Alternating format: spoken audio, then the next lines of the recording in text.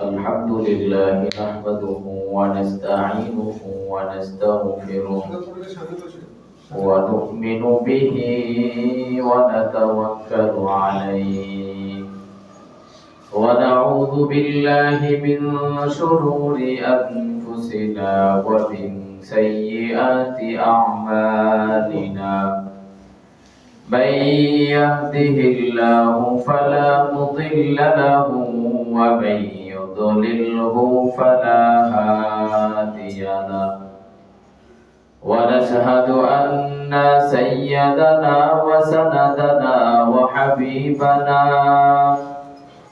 وحبيب ربنا وطبيبنا وطبيب قلوبنا ومولانا محمدا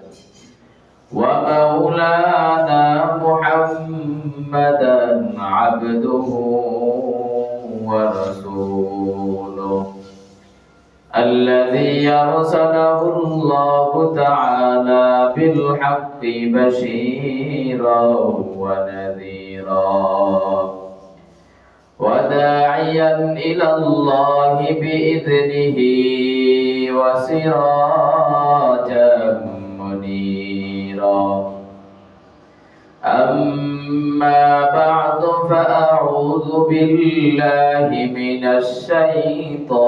الشيطان الرجيم بسم الله الرحمن الرحيم يا أيها الذين آمنوا اتقوا الله حق تقاته ولا تموتن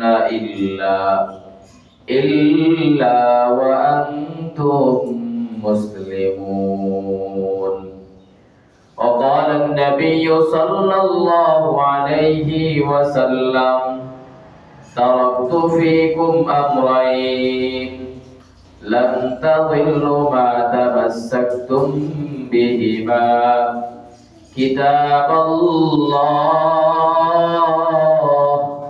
وسنة رسوله أو كما قال النبي عليه الصلاة والسلام اللهم صل على محمد وعلى آل محمد كما صليت على إبراهيم وعلى آل إبراهيم إنك حميد مجيد اللهم بارك على محمد وعلى آل محمد كما باركت على إبراهيم وعلى آل إبراهيم إنك حميد مجيد कौनैन मुख्तार खुदा तुमको बनाया कौनैन मुख्तार खुदा तुमको बनाया उम्मत की निगहबान खुदा तुमको बनाया उम्मत की निगहबान खुदा तुमको बनाया तलवार पकड़ हुक्म कल मैदाने आसिर तलवार पकड़ हुक्म कल मैदाने आसिर दुश्मन के मुकाबिल तो लगाना नारे तकबीर दुश्मन के मुकाबिल तो लगाना नारे तकबीर तू मर्द मुसलमान हो तू मर्द मुसलमान तू मर्द मुसलमान हो तू मर्द मुसलमान एक हाथ में तलवार एक हाथ में कुरान एक हाथ में तलवार एक हाथ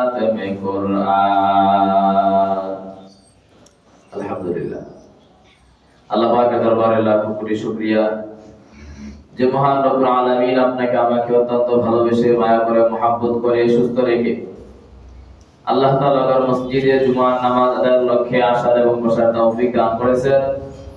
এজন্য সেই মহান মালিকের দরবারে কালিমাতুশ শুকর আদায় করি, সকলে বলি আলহামদুলিল্লাহ। গত জুমায় 4 নম্বর পারা থেকে সূরা আল ইমরান থেকে সূরা আল ইমরানের 101 এবং 2 আয়াতের কিছু আলোচনা করেছিলাম। আজকে সেই 2 নম্বর আয়াত থেকে আমরা আলোচনা শুরু করব। যে আয়াতে কারিমা আমি তেলাওয়াত করেছি, আয়াতে কারিমার মধ্যে আল্লাহ তাআলা ঈমানদারদেরকে মুসলমান হওয়ার জন্য তাকিদ দিয়েছেন, গুরুত্ব দিয়েছেন এবং পরিপূর্ণ মুসলমান হওয়ার কথা বলেছেন। তো আল্লাহ তাআলা অন্য আয়াতের মধ্যে জানালেন, ইয়া আইয়ুহাল্লাযীনা আমানুত্তাকুল্লাহ, হে ঈমানদারগণেরা তোমরা পরিপূর্ণ ইসলামের মধ্যে প্রবেশ করো, পরিপূর্ণ ইসলামের মধ্যে দাখিল হও। উদখুলু ফিস সিলমি কাফা, একটু মাত্র প্রবেশ করলে হবে না। আল্লাহ তাআলা বললেন তোমরা পরিপূর্ণভাবে ইসলামের মধ্যে প্রবেশ করো। উদখুলু ফিস সিলমি কাফা ওয়ালা তাত্তাবিউ খুতুওয়াতিশ শাইতান, যদি তোমরা পরিপূর্ণ ইসলামের মধ্যে না প্রবেশ করো, কিঞ্চিত ইসলাম তোমাদের মধ্যে থাকে, অর্ধেক ঈমানদার যদি তোমরা হও, তাহলে আল্লাহ তাআলা বললেন ওয়ালা তাত্তাবিউ খুতুওয়াতিশ শাইতান, শয়তান কিন্তু তোমাদেরকে ধোঁকায় ফেলায় দিবে, শয়তান কিন্তু তোমাদেরকে গোমরা বানায় ফেলবে। কারণ পরিপূর্ণ ইসলাম, পরিপূর্ণ দ্বীন আর পরিপূর্ণ ধর্ম যদি আপনার আমার মধ্যে না থাকে, তাহলে যে কোনো সময় আপনি আমি শয়তানের ধোঁকায় পড়ে যেতে পারি। এজন্য আল্লাহ বললেন ইয়া আইয়ুহাল্লাযীনা আমানু দুখুলু ফিস সিলমি কাফা, হে ঈমানদাররা তোমরা ঈমান এনেছো, ইসলাম ধর্ম গ্রহণ করেছো, তোমরা এখন ওই ধর্ম নিয়ে শুধু বসে থাকলে হবে না। ইসলাম ধর্ম গ্রহণ করে ফেলেছি, মুসলমানের ঘরে জন্ম নিয়ে ফেলেছি, মুসলমানদের দেশে বসবাস করি বিদায় আমি মুসলমান হয়ে গেছি, না না। আল্লাহ বলতেছে উদখুলু ফিস সিলমি কাফা, তোমরা পরিপূর্ণ ঢোকো, পরিপূর্ণ ঢোকো। যদি পরিপূর্ণ না ঢোকো মুসলমান, এই শয়তান কিন্তু তোমাদের পিছনে লেগে আছে। ওয়ালা তাত্তাবিউ খুতুওয়াতিশ শাইতান ইন্নাহু লাকুম আদুউম মুবিন, শয়তান কিন্তু তোমাদের চিরন্তন দুশমন, তোমাদের একবারে পরিপূর্ণ দুশমন। কারণ এই শয়তান কখনোই চাইবে না তোমাকে ঈমানদার রাখতে, শয়তান কখনোই চাইবে না তোমাকে মুসলমান বানাতে। এজন্য আল্লাহ তাআলা বললেন ইয়া আইয়ুহাল্লাযীনা আমানুত্তাকুল্লাহ, তোমরা ইত্তাকুল্লাহ, আমি আল্লাহকে ভয় করো। কেমন ভয়? হাক্কা তুকাতি, পরিপূর্ণ ভয়। আর কি করো? আমি আল্লাহকে ভয় করতে থাকো, ভয় করতে থাকো। আর ওয়ালা তামুতুন্না, তোমরা কিন্তু মৃত্যুবরণ করিও না ইল্লা ওয়া আনতুম মুসলিমুন, তবে যদি মৃত্যুবরণ করো মুসলমান হয়ে মরিও। তাহলে না আমি মুসলমান হইলে চলবে না, কারণ আপনি আমি সবাই মরণজীব, সবাই মৃত্যুবরণ করব। এই পৃথিবীর মধ্যে আল্লাহ রাব্বুল আলামিন যত মাখলুককে আল্লাহ প্রাণ দিয়েছেন, রূহ দিয়েছেন, রূহ ফুঁকে দিয়েছেন। একটা পোকামাকড় বলেন, হাঁস মুরগি গরু ছাগল বলেন, গাছপালা বলেন, যেটার প্রাণ আছে, যেটার জীবন আছে, যেটার জীব বস্তু, জড় পদার্থ নয়, জীব পদার্থ, যেটার মধ্যে আল্লাহ তাআলা প্রাণ দিয়েছেন। একটা গাছেরও প্রাণ আছে, একটা পাতারও প্রাণ আছে, একটা এরকম করে পোকামাকড়ের পিঁপড়ারও প্রাণ আছে। আপনি আমি দেখতে পাই অনেক গাছ জীবিত, কিন্তু কিছুদিন পরে মারা যায়। ওই গাছটা মোটাও হয় না, বড় হয় না, পাতাও গজায় না। আপনি আমি দেখতে পাই অনেক পশু পাখি মারা যায়, আপনি আমি দেখতে পাই অনেক পিঁপড়া, অনেক পোকামাকড় মারা যায়। তার মানে বোঝা গেল এগুলার প্রাণ আছে, এগুলার জীবন আছে, হায়াত আছে, তার মানে মৃত্যুবরণ আছে। আর যেটার কোনো প্রাণ নাই, সেটার কোনো মরণ নাই। এই যে কাঠ দিয়ে মেম্বার বানানো হলো, এই মেম্বারটা কিন্তু কোনদিন মৃত্যুবরণ করবে না, এরকমই থাকবে। তাহলে আপনাকে আমাকে আল্লাহ তাআলা প্রাণ দিয়েছেন, রূহ দিয়েছেন। আল্লাহ তাআলা জন্য বললেন, মুমিন তোমরা তোমরা কালেমা গ্রহণ করিয়া তোমরা ঈমানদার হয়ে গেছো, শুধু কালেমা গ্রহণ করলাম ঈমানদার হয়ে গেলাম এই পর্যন্ত ক্ষান্ত নয়, তোমরা পরিপূর্ণ মুসলমান হও। বুনিয়াল ইসলামু আলা খামসিন, শাহাদাতু আল্লা ইলাহা ইল্লাল্লাহ ওয়া আন্না মুহাম্মাদুর রাসূলুল্লাহ ওয়া ইকামিস সালাহ ওয়া ইতাইজ যাকাত আল হজ্জি ওয়া সাওমি রমাদান। আল্লাহ তাআলা নবীর মাধ্যমে জানায় দিলেন, হে নবী আমার, আপনার উম্মতদেরকে জানায় দেন ইসলামের বুনিয়াদ, ইসলামের ভিত্তি হলো 5টা বিষয়ের উপর, বুদ্ধি হলো 5টা বিষয়ের উপর। কারণ আপনি আমি জানি দুনিয়ার মধ্যে যত ঘর আমরা বানাই, যা কিছু আমরা করি না কেন, তার কোণা হলো 4টা। তার মানে যদি 4টা খুঁটি যদি মজবুত হয় তাহলে ঘরটা দাঁড়ায় যায়। তার মানে 4 কোণা আপনি আমি যা কিছু করতে চাই 4 কোণা 4টা মজবুত কিছু দেওয়া লাগবে, তাহলে সেটা দাঁড়ায় থাকবে। যদি আপনি ঘর বানান 4 কোণার জায়গায় 2 কোণায় দিলেন তাহলে ঘরটা দাঁড়াবে না, 3 কোণায় দিলেন দাঁড়াবে না। আল্লাহ নবীর মাধ্যমে জানায় দিলেন, হে নবী আমার, আপনি জানায় দেন যারা ঈমানদার হয়ে গেছে বুনিয়াল ইসলাম আলা খামসিন, যারা ইসলাম ধর্ম গ্রহণ করেছে তাদেরকে শোনায় দেন, তাদেরকে জানায় দেন তারা যেন ওই 5টা বিষয়কে মজবুত করে আঁকড়ে ধরে। 1 নাম্বার হলো বুনিয়াল ইসলাম আলা খামসিন, শাহাদাতু আল্লা ইলাহা ইল্লাল্লাহ। 1 নাম্বার হলো তারা সাক্ষ্য দিবে আল্লাহ তাআলা ছাড়া কোনো মাবুদ নাই, আল্লাহ তাআলা ছাড়া কোনো ইলাহ নাই, আল্লাহ তাআলা ছাড়া কোনো রব নাই। তাহলে এই 1 নাম্বার এটা হলো মূল ভিত্তি, আর এটা 4 গুণা 4টা বিষয় আল্লাহ তাআলা রেখে দিয়েছেন। তাহলে এই 5টা বিষয় আপনি আমি জানি, ইসলামের মৌলিক যে বিষয়গুলা সেগুলো আপনার আমার শরীরের সাথে সম্পর্ক, সম্পদের সাথে সম্পর্ক, সময়ের সাথে সম্পর্ক। আপনি জবান দ্বারা আল্লাহ তাআলাকে একাত্মবাদের বিশ্বাস করবেন, আল্লাহ তাআলাকে একাত্মবাদ আপনি স্বীকার করবেন, জবান দ্বারা পড়বেন আশহাদু আল্লা ইলাহা ইল্লাল্লাহ ওয়া আশহাদু আন্না মুহাম্মাদুর রাসূলুল্লাহ। এটা হলো জবানের সাথে সম্পর্ক, ঈমানের 5টা স্তর। 1 নাম্বার হলো জবানের সাথে সম্পর্ক, যেটা আপনি আমি কালিমা বললাম, ঈমান আনলাম, জবান দ্বারা বিশ্বাস করলাম আল্লাহ তাআলা ছাড়া কোনো ইলাহ নেই, আল্লাহ তাআলা কোনো রিজিকদাতা নেই, আল্লাহ তাআলা ছাড়া কোনো মাবুদ নাই, কোনো মওজুদদাতা নাই, কোনো সম্মানদাতা নাই। আল্লাহ তাআলা হলেন ইজ্জত দেনেওয়ালা। কুলিল্লাহুম্মা মালিকাল মুলকি তুতিল মুলকা মান তাশা ওয়া তানজিউল মুলকা মিম্মান তাশা ওয়া তুইজ্জু মান তাশা ওয়া তুযিল্লু মান তাশা। এর মুসলমান ইমানদার, ইজ্জত দেনেওয়ালা হলো আমার আল্লাহ, সম্মান দেনেওয়ালা আমার আল্লাহ, হায়াতের মালিক আমার আল্লাহ, মওতের মালিক আমার আল্লাহ, রিজিকের মালিক আমার আল্লাহ। অতএব সবকিছু এগুলো জবান দ্বারা স্বীকার করতে হবে, বিশ্বাস করতে হবে। 2 নাম্বার হলো নামাজ, যেটা হলো কাজে আমলের মাধ্যমে দেখাইতে হবে যে আমি যে একজন ইমানদার, আমি যে একজন মুসলমান, আমি যে আল্লাহ তাআলাকে এক করে স্বীকার করলাম, নবীকে নবী বলে বিশ্বাস করলাম। এটা আপনাকে আমাকে আমলের মাধ্যমে, কাজের মাধ্যমে দেখাইতে হবে। সেটা হলো নামাজ। নামাজের জন্য এখানে আপনার আমার সময় প্রয়োজন, সম্পদের প্রয়োজন নাই। এখানে শুধুমাত্র শরীর দিয়া কাজ করে নামাজ আদায় করিয়া আল্লাহ তাআলাকে কাজের মাধ্যমে একাত্মবাদে স্বীকার করতে হবে যে আমি একমাত্র আল্লাহ তাআলার গোলামি করি, আমি একমাত্র আল্লাহ তাআলার কুদরতি পায়ে সিজদা দেই, আমি একমাত্র আল্লাহ তাআলার সামনে মাথা নত করি, একমাত্র আমি আল্লাহ তাআলার সামনেই দণ্ডায়মান হই।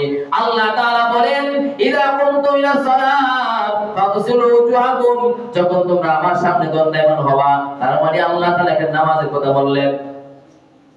তাহলে আপনি আমার 1 নাম্বার হলো জবানে স্বীকার করা, 2 নাম্বার হলো আমলে বাস্তবায়ন করতে হবে, কাজে বাস্তবায়ন করতে হবে। 2 নাম্বার হলো 3 নাম্বার হলো যাকাত দেওয়া, সেটা হলো মালের সাথে, অর্থের সাথে সম্পর্ক। অর্থ খরচ করিয়া, মাল খরচ করিয়া সেটাকে আপনার আমার কৃতজ্ঞতা প্রকাশ করতে হবে, আল্লাহ তাআলা একাত্মবাদে স্বীকার করতে হবে।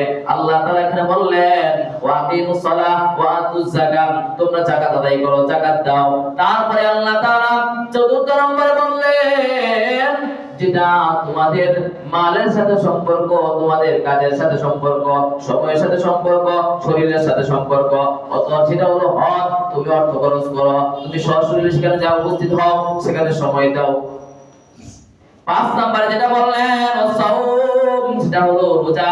তুমি না খায়া সারাদিন পানাহার থেকে বিরত থাকিয়া আল্লাহ তাআলার কৃতজ্ঞতা প্রকাশ করো। তাহলে এই 5 পাবে, এই 5টা হলো ইসলামের বুনিয়াদ।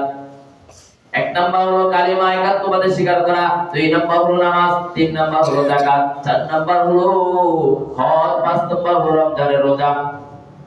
কিন্তু আজকে আমি মুসলমান দাবি করে মুসলমান বাবার করে জন্ম নিয়েছি, মুসলমানি করাইছে মানে মুসলমান হয়ে গেছি, বিষয়টা এমন নয়। আল্লাহ তাআলা এখানে বললেন ঈমানদাররা তোমরা পরিপূর্ণ মুসলমান হও। ঈমান গ্রহণ করেছো, ঈমান কিন্তু ওযুর মতো ভেঙে যায়। ওযু যেমন আপনার আমার ছুটে যায়, ঈমানটাও কিন্তু ছুটে যায়। ঈমান আমার ওযু যেমন ছুটে গেলে ওযু করে নেই, ওযু হয়ে যায়। এটা মুসলমান। আপনার আমার ঈমানটাও কিন্তু তেমন চলে যায়। নবী আমার জানায়া দেন, যদি কোনো বান্দা, যদি কোনো উম্মত কোনো কবিরা গুনাহ করে, তখন তার ভিতর থেকে ঈমানটা বেরিয়ে যায়। এরকম ডানাওয়ালা পাখির মতো তার মাথার উপরে ওই ঈমানটা উঠতে থাকে যতক্ষণ না পর্যন্ত ওই বান্দা এবং বান্দি ওই গুনাহ কাবীরা থেকে তওবা করিয়া যতক্ষণ না পর্যন্ত ঈমানটাকে না দৌড়াইবে, ততক্ষণ পর্যন্ত ঈমানটা ভিতরে ঢুকবে না। আজকে মুসলমান আপনি আমি এমন এমন কবিরা গুনাহ করে ফেলি, যেই গুনাহর কারণে আপনার আমার ভিতর থেকে ঈমানটা বেরিয়ে যায়। যেমন এক নাম্বার একটা কথা আমি বলি, এক নাম্বার যেটা বলবো সেটা হলো গীবত করা। গীবত করা কিন্তু মারাত্মক একটা কবিরা গুনাহ। আজকে আমরা গীবতকে গীবাত মনে করি, মানে ঘি আর ভাত, ঘি যেমন দামি আর যদি এর সাথে গরম ভাত থাকে তাহলে খাইতে খুব মজা, ঠিক তেমনি ভাবে আজকে আমরা গীবত শিকায়ত করা নাকি তিরস্কার করা নাকি আমরা গীবত মনে করি, ঘি আর ভাত মনে করি। গীবত মনে না করে ঘি আর ভাত মনে করে মজা মজা করে আমরা বলতেছি। এক চার দোকানে 10 জন 12 জন পয়সা কি একটা আনা ভাই, হাই হাই ভাই, এক বিন্দু চাওয়া পরিমাণ কোনো ফায়দা হয় না। না তোমাকে এক কাপ চা খাওয়াবে, না 10টা টাকা দিবে, না তার সুনাম করলে তার দুনাম করলে কিছু দিবে, কিছুই না। বরঞ্চ আমরা গুনাহ বুঝারা বাড়ি করতেছি। আমরা কি বল আল্লাহ না করে ওই মুহূর্তে যে কি বলতে একটা কবিরা গুনাহ করে ফেললাম, আপনার আমার ভিতর থেকে ঈমানটা বেরিয়ে মাথার উপর দিয়ে উঠতেছে। যদি আপনি আমি আবার তওবা না করিয়া ইস্তিগফার না করিয়া তার থেকে যদি ফিরে না আসি, আপনি আমি তো দেখতে মুখে দাঁড়িয়ে আছে, গায়ে জামা আছে, মাথায় টুপি আছে, মাথা নামাজ পড়ে আইলাম, তার মানে ঈমানদার হয়ে গেছি? না না না, যতক্ষণ না পর্যন্ত ঈমানটা ধরায় না নিব। যেমন আপনার ওযু ভেঙে গেলে ওযু না করা পর্যন্ত আমরা যেমন নামাজ পড়ি না, ওযু না করা পর্যন্ত যেমন নামাজ পড়া যায় না, ওযু না করা পর্যন্ত যেমন আপনি আমি কোরআন তেলাওয়াত করতে পারি না। কারণ আপনি আমি জানি ওযুটা ভেঙে গেছে কিন্তু দেখা যায় না। ওযু ভেঙে গেছে কিভাবে দেখা যায় না, কেউ দেখতেও পায় না, কেউ ধরতেও পায় না। কিন্তু আপনি আমি জানি ওযু করলে আবার নামাজ দাঁড়াইতে পারি, ওযু করলে আবার কোরআন ধরতে পারি, পুত পবিত্র হতে পারি। ঠিক তেমনি ভাবে ঈমানটা চলে যায়, দেখা যায় না। ঈমান উঠতে থাকে, দেখা যায় না, কেউ বলতেও পারবে না। কিন্তু নবী আমার বলেন, বান্দা এবং বান্দি যখন গুনাহ কবিরা করে, মিথ্যা কথা বলে, কাউকে গালি দেয়, গীবত শিকায়ত করে, অন্যের দোষ চর্চা করে, অন্যের উপর অপবাদ দেয়, এক কথায় গুনাহ কবিরা যখন বান্দা এবং বান্দি করে, তাদেরও ঈমানটা এরকম ছুটে যায়, ঈমানটা বেরিয়ে যায়, তওবা না করা পর্যন্ত তার ভিতরে ঈমান ঢোকে না। ওই অবস্থায় যদি আপনি আমি এই অবস্থা নিয়ে যদি থাকি, আর তখন যদি আমার ইন্তেকাল হইয়া যায়, তাহলে আপনি আমি বেঈমান হয়ে মারা যাব। নবী আমার এজন্যই তো বললেন, এ আমার সাহাবীরা রে শোনো, আমার উম্মতের মধ্যে এমন একটা জমানা আসবে রে, যেই জমানার উম্মতেরা সকালবেলা ঈমান নিবে, সন্ধ্যার সময় ঈমান হারা হয়ে যাবে, সন্ধ্যায় ঈমান নিয়ে ঘুমাবে, সকালবেলা ঈমান হারা হয়ে যাবে, রাত যাপন করবে, দিন যাপন করবে, এক সময় ঈমান থাকবে আর সময় ঈমান থাকবে না, বুঝতেও পারবে না। আল্লাহ না করুক, আল্লাহ না করুক, তখন যদি আপনার আমার ইন্তেকাল হইয়া যায়, কি উপায়টা আপনার আমার হয়ে যাবে? বিমান অবস্থায় মারা যাব। কিন্তু সবাই দেখবে না, আলোকটা একটু আগে নামাজ পড়ে যাইছে, 1 ঘন্টা আগে এসে নামাজ পড়ে 7টা বাজে, আর 4 দোকান বইছে 9টা পর্যন্ত, অমুক সরকার এই করেছে, অমুক নেতা এই করেছে, অমুক জায়গায় এই করেছে, অমুক নাম অমুক নাম, এইটা যে আপনার চিনেও না, জীবনে আপনার নাম শুনেও নাই, আপনি তাগর নিয়ে কি বলছে গায়দের পাল্লা আপনি বাড়ি করতেছেন। কে বলেছে আপনাকে এগুলো কথা বলার জন্য? আপনাকে তো কেউ বলে নাই তুমি একটু ওর সাথে তর্ক করো, এক কাপ চা খাও, তুমি একটু এই দল নিয়া এই কথা নিয়ে গালাগালি করো, তোমাকে 10টা টাকা দিব না। আরে বান্দা, না না, বরঞ্চ শয়তান লাগায় দেয়। মসজিদ থেকে পরে 7টা বাজে এত আগে ঘুমায় কি করবি, চার দোকানে এক কাপ চা খাবি, এক ঘন্টা বসে থাকবি, আর কি বলছে গায়ে করিয়া করিয়া অন্যের গুনাহগুলো তোর মাথায় নিবি, আর তোর ভিতর থেকে ঈমানটা বের করে দিবি। শয়তান তো এগুলো চায় যেন কোনো মুমিন যেন ঈমান নিয়ে মৃত্যুবরণ করতে না পারে। কারণ শয়তানকে যখন আল্লাহ তাআলা বললেন ফখরুজ বেরিয়ে যা, শয়তান তুই বেরিয়ে যা, তুই তো বিতাড়িত শয়তান। শয়তান যখন আদমকে সিজদা না করার কারণে শয়তান যখন বিতাড়িত হয়ে গেছে, শয়তান যখন ওই জান্নাত থেকে বেরিয়ে গেছে, আল্লাহর সামনে আদমকে সিজদা না করার কারণে শয়তান গোমরা হয়ে গেছে। ওই শয়তান কিন্তু আল্লাহ তাআলার কাছে তখন ওয়াদা করেছে, আল্লাহ আমি যে আদমকে সিজদা না করার কারণে আমি বড় গোমরা হয়ে গেছি, বিতাড়িত হয়ে গেছি, আল্লাহ গো আপনার থেকে আমি অনুমতি নিয়ে নিলাম এই আদমকে সহকারে আদম কিয়ামত পর্যন্ত যত আনেওয়ালা আদম আসবে, যত বনি আদম সন্তান আসবে, আমি কাউরি শান্তিতে থাকতে দিব না, জান্নাতে যেতে দিব না। তাহলে শয়তান কিন্তু আপনার আমার দুশমন, দুনিয়ার মধ্যেই তো দুশমনের অভাব নাই। আপনি খালি আপনার পাশের এক বাড়িতে মনে করেন একটা মানে কোন রকম একটা ফসা দিয়া তার একটু ক্ষতি করে দিলেন, সে লাইগা কইরা ওইটা কইরা লাগবে যে তোকে যেদিন সুযোগ পাবো স্যার কিন্তু দিব না। দুনিয়ার মধ্যে একরকম হয়, এক ভাই যদি আরেক ভাই আপন মায়ের পেটের ভাই, মায়ের পেটের ভাই আবার যমজ ভাই এরকম আছে। দুনিয়ার মধ্যে সামান্যতম তারা একটু ক্ষতি করেছে, সে মানে ওইটা কইরা লাগবে আপনাকে, সে চাইতে দ্বিগুণ ক্ষতি কইরেই ছাড়বে। তাহলে যে শয়তান আপনার আমার কারণে আদম সন্তান আদমকে সিজদা না করার কারণে ওই শয়তান বিতাড়িত হয়ে গেছে, ওই শয়তান কোনোদিন আদম সহকারে আদম বনি আদমকে কোনোদিন জান্নাতে যেতে দিবে না, সেই পায়তারা চালাইতেছে। এই তো নামটা তো মনে করছি ওই যে গীবত গীবত মনে করেছি, আর মজাই তো লাগে। এখন গীবত কোনটা, গীবতের আলোচনা পরে আসবে। গীবত আমি এটা বলে দেই শুধু কথা সংক্ষিপ্ত আকারে, সেটা হলো যেটা আপনি কারোর সামনে বলতে পারবেন না, কারোর সামনে আপনি বলতে পারবেন না, আপনি পিছনে বললেন, এটাই গীবত। মানে গীবতের কতগুলো স্তর আছে, গীবতের আলোচনা আসলে ধারাবাহিকভাবে বলা হবে। শুধু সংক্ষিপ্ত আকারে এটা বললাম, যেটা আপনি কারোর সামনে বলতে পারেন না, পিছনে বলছেন, এটাই গীবত। হ্যাঁ, এখন যদি আপনার কারোর সামনে আপনি প্রশংসা করেন, এটাও নিষেধ করা হয়েছে, কারোর সামনে প্রশংসা করা যাবে না, তাহলে আপনার প্রশংসা করতে যা তার ক্ষতি করলেন। মানে আপনি যদি বলেন আমার সামনে আইসা যে না, আমার সামনে একজনের কাছে বলেন না ইমাম সাহেব খুব ভালো, ইমাম সাহেব খুব ভালো আলোচনা করে, ভালো খুব সবকিছু ভালো, তখন একটা অহংকার, সে আমাকে সবাই ভালো বলে, তাই তো খুব মানে শুনতে থাকি। এই জন্য সুনাম করলে পিছনে করবেন, কিন্তু সামনে এসে সুনাম করা যাবে না, এটাও নিষেধ। আপনি আমি এমন এমন কথা বলি যেগুলো জীবনে দেখিও নাই, যদি বলে যে ডোনাল্ড ট্রাম্প বানান করেন তো আপনি, এটা বাংলা শব্দ না, ইংরেজি শব্দ না, আরবি শব্দ না, ফার্সি শব্দ, এরকম কিছু না, মাশাআল্লাহ মানে খুব পারে। যদি বলে যে প্রধানমন্ত্রীরা বানান করেন, একবার ডাক সব ভাইয়া দেব পারবো না, কিন্তু কোন প্রধানমন্ত্রী কি করছে না করছে সব মাশাআল্লাহ এটা বইলে শুরু হয় মানে বাজি ধরে শুরু হয়। কেন এগুলা করছেন কেন? আল্লাহ বলেন ইয়া আইয়ুহাল্লাযীনা আমানু তাকুল্লাহ, তোমরা আমি আল্লাহকে ভয় করো, হে ঈমানদারগণেরা তোমরা আমি আল্লাহকে ভয় করো। তাহলে আমরা ঈমানদার কেমনে হইলাম? কালেমা পড়ছি। এখন বলেন তো আমরা তো ঈমানদার, কালেমার মাধ্যমে ঈমানদার। যদি এখন কাউকে ধরি যে কালেমা শাহাদাতটা বলে, সুন্দর করে পারবো না। কালেমা শাহাদাত এক লাইনে শাহাদাত পড়তে যায় 5 লাইনে ভুলে দেব। এই যে মুসলমান, আমরা মুসলমান। এজন্য মুসলমানদেরকে আল্লাহ তাআলা পরে আয়াতে জানা দিলেন ওয়া'তাসিমু বিহাবলিল্লাহি জামিআন ওয়া লা তাফাররাকু।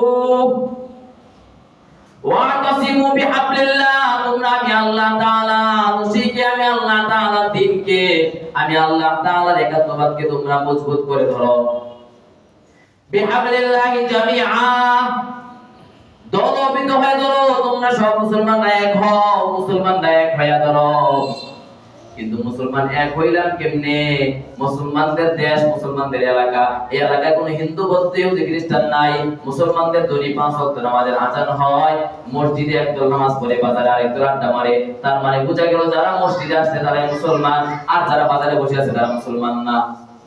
একবারে স্পষ্ট, আর বলা দলিল দেওয়া লাগবে না। এটাই না হয় কোন হিন্দু, কোন বৌদ্ধ, কোন খ্রিস্টান তাদের গির্জায়, তাদের মন্দিরে, তাদের পূজার সময় কেউ বাড়িতে বসে থাকে না। কোন হিন্দুরা তাদের পূজা চলতেছে, পূজার মাস চলতেছে, 12 মাসে 13 পূজা, কেউ তাদের বাড়িতে বসে থাকে না। যদি বাড়িতে যাওয়া লাগে সেখানেও যায়। তার মানে তাদের কাছে ওইটাই তাদের ইবাদত, এটা করার জন্য তারা চলে যায়। আর মুসলমানদেরকে আল্লাহ তাআলা এত সহজ করে দিলেন, এত সহজ করে দিলেন, এত সহজ করে দিলেন। 5 ওয়াক্ত নামাজকে আল্লাহ তাআলা এত সহজ করে দিলেন।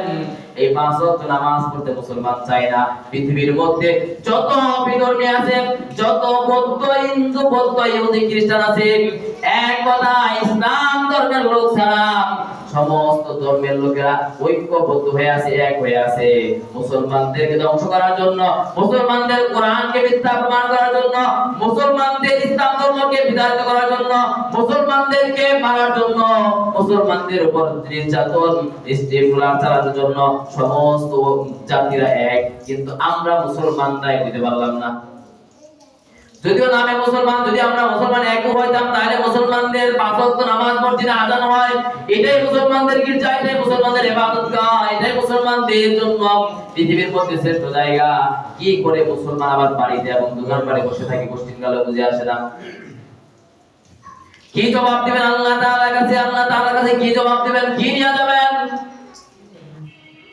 আল্লাহ না করুক আপনি ফজরের নামাজটা পড়লেন না, ঘুমায় আছেন, জোহরের আগে যদি ইন্তেকাল হয়ে যায়, আপনি আমি বেনামাজি হয়ে কবরে গেলাম, জোহরের আযান হয়ে গেল, নামাজে আসলাম না, ওই মুহূর্তে যদি ইন্তেকাল হয়ে যায়, আসরে চলে গেলাম, আসর নামাজ পড়লাম না, মাগরিব পড়লাম না, ইশা পড়লাম না, 5 ওয়াক্ত নামাজ পড়লাম না, কিন্তু ঘরের মধ্যে বা দোকানপাটে বিভিন্ন আড্ডার মধ্যে বসেছিলাম, লিপ্ত ছিলাম। আল্লাহ না করুক মুসলমান যদি ওই সময় মারা যায়, ওই সময় মারা গেলে তো আপনি আমি মুসলমানের মধ্যে জানাজা হবে, মুসলমানদের মধ্যে দাফন হবে, মুসলমানদের মধ্যে সব হবে। কিন্তু নিজেকে একটু নিজে প্রশ্ন করি যে আমি কি পরিপূর্ণ মুসলমান নাকি?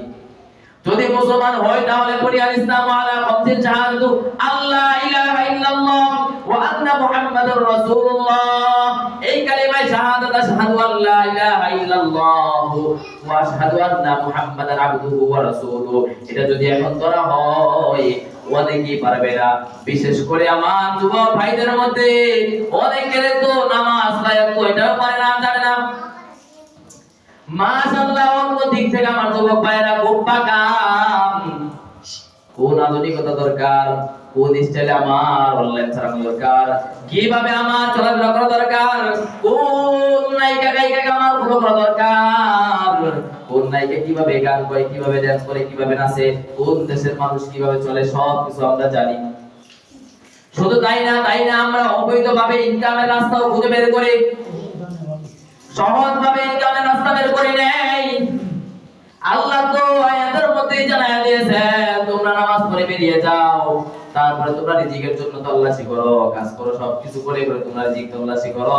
আর আমরা সুদের ব্যবসা, ঘুষের ব্যবসা, হারাম ব্যবসা, অনলাইন ব্যবসা, আরো কত কি টিকটক বলেন, আরো কত কি বলেন, যত ধরনের গুনাহের ব্যবসা করে আপনি উপার্জন করতে চাই, করছেন কেন? আপনি উপার্জন করতে পারবেন না, আপনি বড় হতে পারবেন না, ধনী হতে পারবেন না। আল্লাহ নবী বিশ্ব নবী বললেন যদি তোমরা ধনী হতে চাও, যদি তোমরা ধনী হতে চাও তাহলে দুইটা রাস্তা। এক নাম্বার হলো যদি তোমরা ধনী হতে চাও, যদি তোমরা টাকাওয়ালা হতে চাও, আল্লাহর পক্ষ থেকে যদি তোমরা রিজিক পেতে চাও, উদাহরণ দিয়ে বুঝাই দেই। আপনি পানির ট্যাঙ্কিটা ভরলেন, এই ট্যাঙ্কির মধ্যে আপনি ফুল ভরার পরে যদি আপনি আবার ভরতে চান তাহলে অবশ্যই আপনার নিচ দিয়ে কল ছাড়তে হবে, কল ছেড়ে পানি কমাইতে হবে, তারপরে আবার আপনি ভরতে পারবেন। আর যদি নিচ দিয়ে কল না ছাড়েন, আপনি শুধু ভরতেই চান, ভরতে আর পারবেন না, সেটা আপনার ট্যাঙ্কিতে জমা হবে না। নবী আমার বললেন যে যুবকরা শুনে রাখো, যদি তোমরা ধনী হতে চাও, এক নম্বরে তাড়াতাড়ি বিবাহ, বয়স হয়ে গেলে বিবাহ করে নাও, কারণ রিজিক তো খরচ করার মাথা তো রাখতে হবে। এখন অনেকের বাপ মা বলে যে হুজুর সন্তানকে বিবাহ করানো, সন্তানের কামাই নাই, যতটুকু তার চলার জন্য অতটুকু আল্লাহ দিয়েছে, তার জন্য অনেকভাবে আর কিছুই না, আল্লাহ তার বেতন দিবে। এই জন্য খরচ করার রাস্তা আপনি আনেন, রিজিক আল্লাহ দিবেন। কিন্তু আপনি এগুলো বলতেছেন যে ছেলের পায়ে এখনো দাঁড়ায় নাই, ছেলে এখনো কামাই করে না, ছেলে এখনো কিছু করে না। আপনি তো কামাই করার জন্য তাকে বলেন না। সে অনলাইনের ভিতরে বিভিন্ন ধরনের ব্যবসার মধ্যে লিপ্ত, বিভিন্ন টিকটকের মধ্যে লিপ্ত, বিভিন্ন গুনাহের মধ্যে লিপ্ত, বিভিন্ন জায়গায় আড্ডার মধ্যে লিপ্ত। আপনি তো তাকে কামাইয়ের জন্য বলেন না, তাকে কামাই করার জন্য বলেন না। বড় দুঃখ লাগে, বড় আফসোস লাগে, বড় আশ্চর্য লাগে। এমন এমন কিছু বিষয় আমাদের ভাইরা করতেছে, যেটা বাপ মা যদি জানে বা দেখতে পারে, তাহলে তার বাপ মা যদি ভালো বাপ মা হয়ে থাকে, তাহলে কোনোদিন সেটা সাপোর্ট দিবে না। বড় আশ্চর্য লাগে, আপনার প্রাপ্তবয়স্ক সন্তানগুলা নামাজে আসছে না, বিভিন্ন আড্ডার মধ্যে লিপ্ত, বিভিন্ন জায়গায় লিপ্ত। আপনি তাকে ছাড় দিতেছেন। আপনার সন্তান হিসেবে আপনার কাছে ছোট হতে পারে, কিন্তু তার তো ভবিষ্যৎ আছে, আপনি কেন করে দেন না? এই জন্য সন্তানদেরকে আপনার নিজের হাতে সন্তানদেরকে গড়ে যান। সন্তানের জন্য সম্পদ রেখে যায় না, সন্তানকে সম্পদ বানায় রেখে যান। কারণ সন্তানের জন্য যদি আপনি সম্পদ রেখে যান, আর সন্তান যদি সম্পদ না হয়, তাহলে এই সন্তান আপনার সেই সম্পদ শেষ করে ফেলবে। এরকম নজির অনেক আছে। বাপ দাদা ছিল কোটিপতি, বাপ দাদা ছিল রাজা, বাপ দাদা ছিল সম্পদওয়ালা, বাপ দাদার কানে কানে সম্পদ ছিল, কিন্তু সন্তানরা জুয়ার মাধ্যমে, ঘুষের মাধ্যমে, সুদের মাধ্যমে অবৈধভাবে বেচতে বেচতে বেচতে বেচতে রাস্তার ফকির হয়ে গেছে। আর যদি আপনি সন্তানটাকে যদি সম্পদ বানায় যাইতেন, সম্পদ আপনার বানানো লাগতো না, ওই সন্তান সম্পদ বানাইতো। এমন অনেক নজির আছে, বাবার কোনো থাকার মতো পিঠা নাই, বাড়ি নাই, কিছু নাই, দিন আনে দিন খাইয়া বাবা সন্তানকে সম্পদ বানাইছে। ওই সন্তানটা বড় শিক্ষিত হয়েছে, সন্তান বড় মানুষ হয়ে গেছে, সুমানুষ হয়ে গেছে, সুমানুষে গঠিত হইয়া এখন যে ভালো বুঝতে যাইয়া ভালো মানুষ হইয়া দুনিয়ার সমস্ত মানুষ তাকে সম্মান করে, দুনিয়ার সমস্ত মানুষ তাকে সম্মান দেয়, এবং সে ওই পর্যায়ে যায় এখন অনেক সম্পদের মালিক হয়ে গেছে। এজন্য সর্বপ্রথম অভিভাবকের কাছে আমার অনুরোধ হলো, আপনি নামাজ পড়েন, আপনার সন্তান নামাজে আসছে না, বাড়িতে আছে, রাস্তাঘাটে দোকানপাটে বসে আছে, কেন আপনার সন্তান আপনাদের নামাজে আসবে না? আল্লাহর কসম একবার, আল্লাহর কসম দুইবার, তিনবার করে বলতে পারি। কোরআনের আয়াত আল্লাহ তাআলা বলেন, ওয়াকালু রাব্বানা ইন্না আতা'না সাদাতানা ওয়া কুবারা'না ফাআদাল্লুনা সাবিলা রব্বানা আতিহিম দি'ফাইন মিনাল আযাব ওয়াল'আনহুম লা'নান কাবীরা। এই সন্তান আপনার আমার বিরুদ্ধে আল্লাহ তাআলার কাছে নালিশ করবে, মামলা দায়ের করবে সেদিন। বাজার কোনো আপনি যত বড় হাদিস হন, যত বড় হাফেজ কোরআন হন, আলেম হন, আপনার সন্তান যদি সেদিন কাট করে দাঁড়ায় যায়, এই জবাব আল্লাহ তাআলার কাছে দেওয়া লাগবে। সেদিন আপনার বিরুদ্ধে নালিশ করবে আল্লাহ তাআলার কাছে, যখন রব্বানা হে আমাদের রব আতিহিম দি'ফাইন মিনাল আযাব ওয়াল'আনহুম লা'নান কাবীরা, আমার এই পিতামাতাকে আপনি দ্বিগুণ শাস্তি দিবেন। আমার এই পিতামাতার কারণে আমি আজকে পাপী হয়ে গেছি, পিতামাতার কারণে আমি নাফরমান হয়ে গেছি, আমি বেনামাজি হয়ে গেছি, আমি বেপথে হয়ে গেছি। আমার পিতামাতা আমাকে কোনোদিন বলে নাই, বরং আমি বিপদে পড়লে, আমি দুনিয়ার মধ্যে অসুস্থ হয়ে গেলে, হায় উদাস হয়ে গেছে, আমি যে জাহান্নামের পথে চলতেছি, আমি যে জাহান্নামের দিকে যাচ্ছি, আমার কোনোদিন আমার পিতামাতা পালন করে নাই। দি'ফাইন মিনাল আযাব, তাকে দি'ফাইন মানে দ্বিগুণ আযাব দেন, লা'নান কাবীরা, শুধু দি'ফাইন আযাব বলেই শান্ত নয়, বরং সে বলবে আল্লাহ আমার পায়ের সামনে এনে দেন, আমি আমার মাকে, আমি আমার বাবাকে, আমি আমার নেতাকে, আমি আমার অভিভাবককে লাথি মেরে জাহান্নামে ফেলাবো, তারপর আমি জাহান্নামে যাব। দি'ফাইন মিনাল আযাব ওয়াল'আনহুম লা'নান কাবীরা। এখানে শুধু অভিভাবক বলতে নেতাদের কথা বলা হয়েছে, দায়িত্বশীল স্বাধীন কথা বলা হয়েছে, বড় ভাইয়ের কথা বলা হয়েছে, মানে দায়িত্বশীল যারা আছেন সবার কথা বলা হয়েছে। আমরা তো খোঁজ খবর নিচ্ছি না, বরং এমন কিছু করি অন্যের গুনার বোঝা মাথার মধ্যে দিচ্ছি। আমি আগেও বলছিলাম, যেমন কোন কাজ আমার দ্বারা গুনাহ যেন না পাই, আমি গুনাহ করি, আমি একা অপরাধী হব, আমি গুনাহ করি, আল্লাহর কাছে জবাব দিব। অন্যের গুনার বোঝা যদি আমার মাথায় লই, আমার কারণে যদি অন্য গুনাহ করে, সেটার জবাব আমি আল্লাহর কাছে কিভাবে দিব? যেমন মনে করেন উদাহরণস্বরূপ, আপনি আপনার মেয়ের বিবাহ দিবেন, আপনার গান বাজানো লাগে, ট্যাক্সি বাজানো লাগে, আপনার আইডিয়ার মধ্যে বাজান, খবরদার যেন আপনার মাইকের আওয়াজ, আপনাকে তো পাশের বাড়ি কেউ বলে নাই যে তুমি গান বাজাও আমাকে শোনাও, পাশের বাড়ি কেউ তো বলে নাই তুমি ট্যাক্সি বাজাও আমাকে গান শোনাও। কেন আপনার কারণে সেই গান শুনে গুনাহগার হবে? কেন আপনার কারণে সেই টিভি দেখে গুনাহগার হবে? আপনার দেখতে মনে চায়, আপনি একা দেখেন, একা করেন, কেউ নিষেধ করবে না, আপনারটা আপনি জবাব দিবেন। অন্যকে যে গুনাহগার বানাচ্ছেন কেন? আল্লাহর ভয়, আল্লাহর ভয়। যে আয়াতটা আলোচনা করছিলাম সেই আয়াতের দিকে যেতেই পারি নাই। আল্লাহ তাআলা বলেন ওয়াতাসিমু বিহাবলিল্লাহি জামিআ, বর্তমান প্রেক্ষাপটে বর্তমান সময় মুসলমানদের জামিআ হতে হবে, ঐক্যবদ্ধ হতে হবে। তাফাররাকু, পৃথক হওয়া যাবে না, পৃথক হওয়া যাবে না। বেঈমানরা ইহুদি খ্রিস্টানরা মুসলমানদের পিছনে লাগছে, আর যদি এরকম অবস্থা থাকে 50 বছর পরে আমাদের ঈমানদার খুঁজে পাওয়া যাবে না। আপনার সন্তানদেরকে ঈমানদার বানাতে পারবেন না, সন্তানরা গোপনে বেঈমান হয়ে যাবে, নাফরমান হয়ে যাবে, দুশমন হয়ে যাবে। এখনো তো দেখা যায় অনেক সন্তানগুলা বেঈমানদের কৃষ্টি কালচারগুলা সেভাবে চলাফেরা করতেছে। সে কি ঈমানদার আছে নাকি আপনি দায়িত্ব নিতেছি না। এজন্য সকলের কাছে আমার অনুরোধ হলো কু আনফুসাকুম ওয়া আহলিকুম নার, নিজে বাঁচি, নিজের আহার পরিবারকে বাঁচাই। কোথা থেকে? অকুতুহান নাস ওয়াল হিজারা, ওই জাহান্নামের আগুন থেকে, যেখানে জন্য লাগবে আল্লাহ তাআলা বানাইছেন পাথর এবং মানুষকে। যে কথাগুলো বললাম অগোচর কথা, আল্লাহ তাআলা আমাদের সবাইকে এখান থেকে মানার, বুঝার, আমল করার তৌফিক আল্লাহ তাআলা দান করুন। আমিন। যে আলোচনা আয়াত তেলাওয়াত করেছি ইনশাআল্লাহ আগামী জুমায় আলোচনা করব।